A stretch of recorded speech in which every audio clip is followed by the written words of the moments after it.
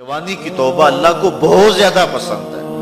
وہ جوان جس کی جوانی اللہ کی عبادت میں گزرے۔ جوانی مستی کا نام نہیں ہے، جوانی آوارگی کا نام نہیں ہے، خواہشات کی تکمیل کا نام جوانی نہیں ہے، موڑوں اور چوکوں پہ کھڑا ہونے کا نام جوانی نہیں ہے، مصلی پہ بیٹھ کے رب کے حضور آنسو بہانے کا نام جوانی۔ ایک روایت میں آتا ہے کہ تمہارے بہتر جوان وہ ہیں جو بوڑھوں کی مشابہت اختیار کریں، اور بدترین بوڑھے وہ ہیں جو جوانوں کی مشابہت اختیار کریں۔ تو بہترین جوان یہ ہے کہ جو جوانی میں بڑھاپے جیسا ہو، بوڑھوں جیسے انداز اور اطوار اور عادتیں اپنائے، اچھے اخلاق اور اچھا انداز اور مصلی کو لازم پکڑے۔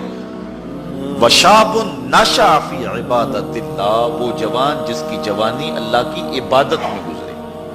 شب و روز، میں نے کل بھی کہا تھا کہ بڑھاپے کے اندر نیک اعمال کرنا بہت بڑی بات ہے، بہت بڑی سعادت ہے کہ بڑھاپے کے اندر نیک اعمال کیے جائیں، لیکن عبادت کا جو لطف جوانی میں ہے وہ بڑھاپے میں نہیں ہے۔ اللہ اکبر۔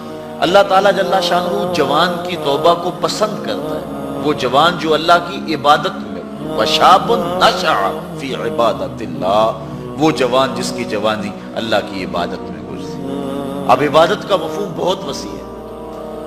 ویسے بہترین عبادت نماز ہے، بہترین عبادت الصلاۃ، نماز ہے، اور حضور نے اس کو اپنی آنکھوں کی ٹھنڈک قرار دیا۔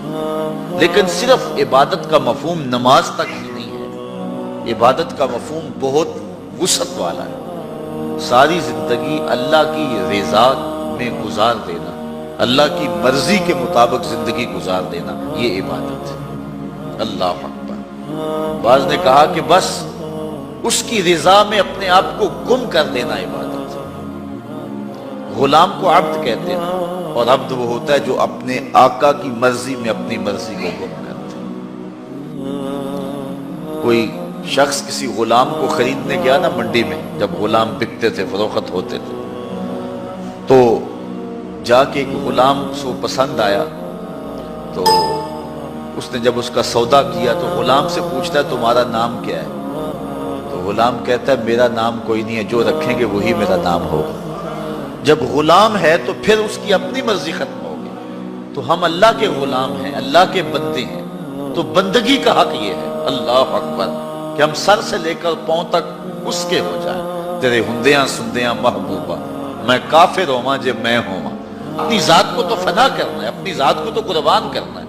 وہ جوان جس کی جوانی کے حسین ایام، جس کی جوانی کے خوبصورت لمحے جبکہ بانکپن تھا، جبکہ خواہشات کا ہجوم تھا، جبکہ تمنائیں اپنے عروج پہ تھی، لیکن اس نے سب کچھ اپنے رب کے لیے قربان کر دیا۔ سحری کے وقت اٹھ کے مصلی بچھایا اور آنسو بہائے، اور اللہ کے حضور عبادت کرتے ہوئے اپنی رات کو بسر کیا۔ ایک روایت میں آتا ہے جو دن کا روزہ اور رات کی عبادت نہیں کرتا اس کو ایمان کی حلاوت ہی نصیب نہیں ہوتی۔ ایمان کی ایک حلاوت ہے، ایمان کی ایک مٹھاس ہے، ایمان کا ایک مزہ ہے، ایک سرور ہے۔ وہ کس کو نصیب ہوگا؟ جو دن روزے سے گزارے گا اور رات مصلی پہ گزارے گا، اپنی آنکھوں پر حیا کے پہرے بٹھائے گا، اپنی سوچوں کی پاکیزگی کا سامان کرے گا۔ ورنہ جوانی آئی اور گزر گئی، اور اپنا قیمتی وقت ہم نے برباد کر دیا۔ جس طرح ہر چیز کا بانکپن جوانی میں ہوتا ہے، عبادت کا جو سرور اور عبادت کی جو لذت جوانی میں نصیب ہوتی ہے، وہ زندگی کی کسی اور ایام میں نصیب نہیں ہوتی۔ اس لیے حضور نے ارشاد فرمایا کہ وہ جوان وَشَابٌ نَشَأَ فِي عِبَادَةِ اللَّهِ، وہ جوان جس کی جوانی اللہ کی عبادت میں گزری، جب قیامت کے دن کوئی سایہ نہیں ہوگا، اللہ اس جوان کو اپنے عرش کا ٹھنڈا سایہ نصیب فرمائے۔